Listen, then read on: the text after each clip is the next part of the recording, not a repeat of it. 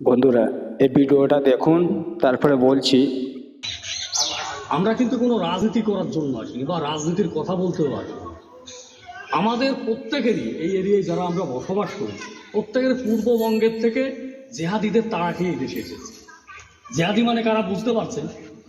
যে ওই দেশে শুধুমাত্র আমরা হিন্দু বলে ও দেশে আমরা থাকতে পারি না, কারণ আমাদের ধর্ম রক্ষা আমরা তখন করতে পারি। এইসব কাট্টারবাদী লোকেদের এক সবসময় একই টাইপের ভিডিও দেখবেন। এরা বলতে চাইছে মুসলিম জিহাদি, মানে মুসলিমদেরই বলছে, ঠিক আছে। আচ্ছা, একটা কথা ভাবুন, কিবা দেখেছেন আপনারা মুসলিমদের লড়াই হয়, হিন্দু ভাই বোনদের মধ্যেও লড়াই হয়, ঝগড়া হয়, হয়তো কখনো কখনো হিন্দু মুসলমান হয়ে যায়, কিন্তু এ নয় যে মানে হিন্দু ভাই বোনেদের মধ্যে বিষ ঢেলে দিতে হবে।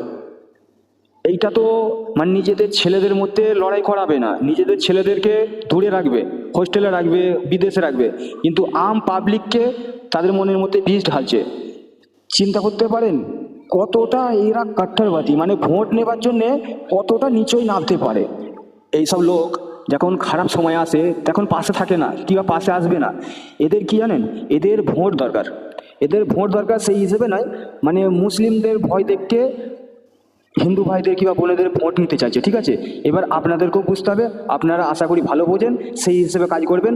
আর বিশেষ করে যে মুসলিমদের যে ভয় একটা বিষ ঢালছে, দেখুন আমাদেরও হিন্দু মুসলিম সকলেরই বন্ধু থাকে। আমি যদি ফোন মারি না কোনো হিন্দু বন্ধুকে, কোনো হয়তো হয়তো কোনো পয়সার বিষয় নিয়ে ফোন মেরেছি, কিন্তু আমাকে সঙ্গে সঙ্গে হয়তো পয়সা দিয়ে দেবে, কিংবা আমিও তাকে দিয়ে দেবো। কিন্তু এ নয় যে এরকমভাবে বিষ ঢালতে হবে।